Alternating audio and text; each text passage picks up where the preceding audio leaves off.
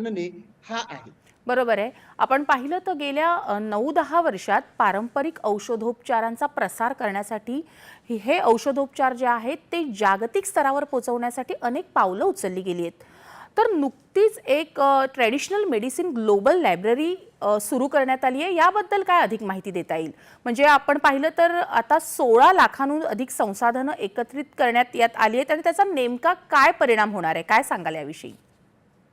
यामध्ये हा एक खूप महत्वाचा विषय या ठिकाणी चर्चेला गेला आणि त्या ठिकाणी ही जी नव्याने लॉन्च झालेली ट्रॅडिशनल मेडिसिन ग्लोबल लायब्ररी, कारण कुठलंही ज्ञान हे आपल्याला संरक्षित असलं पाहिजे.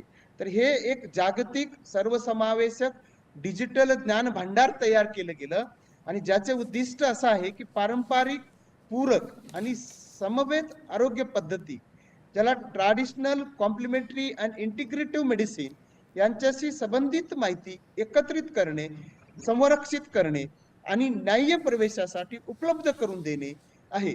ही पुढील कारणांसाठी महत्वाची आहे.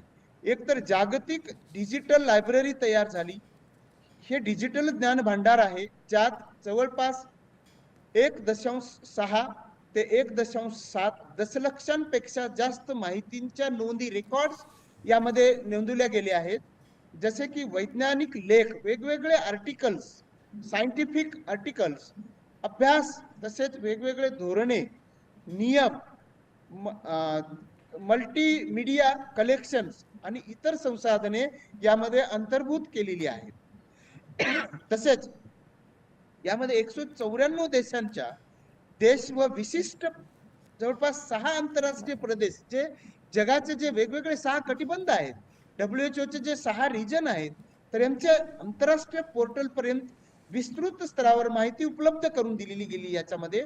आणि यात विशेषतः बरोबर. आरोग्याच्या व विशिष्ट क्षेत्राशी समर्पित वेगवेगळे विभाग, जसे की पारंपरिक प्रसूती सहाय्यता आहे किंवा योग आयुर्वेदासारखे विषय आहेत, याच्यामध्ये अंतर्भूत केलेले क्या आहेत. क्या हाथ में पकड़ेगा।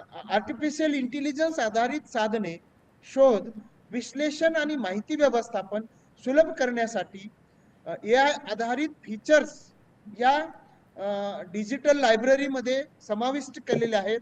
याचा नेमका परिणाम आणि परिणामकारकता ही माहितीच्या प्रवेशात जी काही क्रांती आहे, त्यामुळे शोध, अभ्यास, धोरण आणि निर्णय निर्मितीसाठी पारंपरिक औषध पद्धती संबंधी विश्वस्त अशी व सुरक्षित व विस्तृत माहिती एका ठिकाणी या लायब्ररीच्या माध्यमातून उपलब्ध झालेली आहे. त्यामुळे संशोधक, आरोग्य व्यावसायिक, तज्ञ धोरणकर्ते आणि सर्वसामान्य बरोबर आहे. लोकांसाठी ही खुली करण्यात आलेली आहे. बरोबर आहे.